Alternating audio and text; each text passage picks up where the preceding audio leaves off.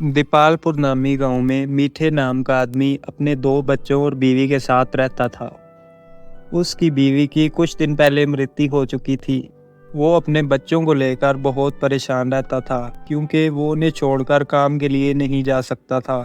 एक रात मीठा जब अपने घर में सोया होता है तो अचानक दरवाजे पर दस्तक होती है। अरे इतनी रात को कौन आ गया? वो उठकर दरवाज़ा खोलता है। दरवाजे पर एक तांत्रिक बाबा खड़ा होता है। मीठा इतनी रात को तांत्रिक बाबा को देखकर परेशान हो जाता है। बेटा, मैं एक मुसाफिर हूँ और सुबह से भूखा हूँ। मेहरबानी करके मुझे कुछ खाने के लिए दे दो। बाबा जी, आप बहुत थके हुए लग रहे हैं, पहले आप अंदर आ जाइए। मीठा तांत्रिक बाबा को घर के अंदर ले आता है और बाबा के लिए खाने का इंतज़ाम करता है। कुछ ही देर बाद मीठा बाबा के लिए खाना ले आता है। तांत्रिक बाबा खुशी खुशी खाना खाता है और खाना खाने के बाद मीठे को कहता है, बेटा, क्या मुझे एक गिलास पानी मिल सकता है? मीठा पानी लेने के लिए रसोई में जाता है और वापस आता है और ये देखकर हैरान हो जाता है। मीठा देखता है कि तांत्रिक बाबा वहाँ पे है ही नहीं। मीठा तांत्रिक बाबा को इधर उधर ढूंढता है, लेकिन वो एक अजीब पसे मंजर देखता है। जहाँ तांत्रिक बाबा बैठा था वहाँ पर उसे एक कागज़ का टुकड़ा और एक शहद की डब्बी नज़र आती है। वो कागज़ को बड़ी हैरानी से उठाकर पढ़ता है। बेटा, यह तुम्हारी परीक्षा थी जो तुमने पास कर ली है। और बेटा, यह शहद की डब्बी संभाल कर रखना। यह डब्बी हर मुश्किल वक्त में तुम्हारा साथ देगी। मीठा ये सब पढ़कर हैरान हो जाता है। वो उस डब्बी को वहाँ पर छोड़कर सो जाता है। उस वाक़े के कुछ दिनों बाद मीठे को शहर में एक काम पड़ जाता है, जिसकी वजह से मीठे को शहर जाना पड़ता है। वो अपने बच्चों से कहता है, बेटा, मैं 2 दिन के लिए शहर जा रहा हूँ। तुम लोग अपना ध्यान रखना और चिंता मत करना। मीठा अपने बच्चों को इतना कहकर गांव से शहर की तरफ चल पड़ता है। लेकिन उसी गांव में 2 चोर कम्मू और बाला रहते थे। उनकी नज़र गांव के हर घर पर पड़ी रहती थी। आज उन्होंने मीठे को बैग लेकर गांव से शहर की तरफ जाते हुए देखा, तो वो ये समझ गए कि मीठा गांव से शहर की तरफ जा रहा है। बाले, लगता है मीठा कुछ दिनों के लिए शहर जा रहा है। कम्मू मौका तो अच्छा है, लेकिन उसके घर उसके 2 बच्चे भी हैं।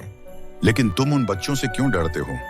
उनके बस की बात नहीं है कि वो हमें चोरी करने से रोक सकें। हाँ कम्मू, हम आसानी से उनके घर को लूट सकते हैं। उसी दिन कम्मू और बाला मीठे के घर चोरी करने के लिए मीठे के घर पहुंच जाते हैं। कम्मू खिड़की से झांककर देखता है तो बच्चे सो रहे होते हैं। बहुत अच्छा, बच्चे तो सो रहे हैं। चलो अब जल्दी करो और खिड़की से अंदर दाखिल होते हैं। खिड़की खुलने की आवाज़ सुनकर बच्चों की आंख खुल जाती है। लगता है कोई भूत आ गया है। अब हम लोग क्या करेंगे? पिताजी ने बताया था कि भूत असलियत में नहीं होते, जरूर कोई चोर होगा। मुझे तो बहुत डर लग रहा है। अब हमें क्या करना चाहिए? डरो मत, हम कहीं छुप जाते हैं। दूसरी तरफ कम्मू और बाला जब घर में दाखिल होते हैं तो सामने उन्हें टेबल पर एक शहद की डब्बी नजर आती है। बाला शहद की डब्बी देखकर रुक जाता है और कम्मू से कहता है, कम्मू, मुझे बहुत भूख लगी है, क्यों ना पहले इस शहद का मजा लें। नहीं, पहले हमें जल्दी से घर का सफाया करना होगा। यह ना हो कि कोई आ जाए। नहीं, पहले हम शहद ही खाएंगे। उसके बाद दोनों बैठकर आराम से शहद खाने लग जाते हैं। जबकि दूसरी तरफ मीठे के दोनों बच्चे अरविंद और जानवी छुपकर उन्हें देख रहे होते हैं। अचानक दोनों की तबीयत खराब होने लग जाती है। कम्मू और बाला दोनों गिरकर बेहोश हो जाते हैं। उसके बाद अरविंद और जानवी उन्हें बांध देते हैं।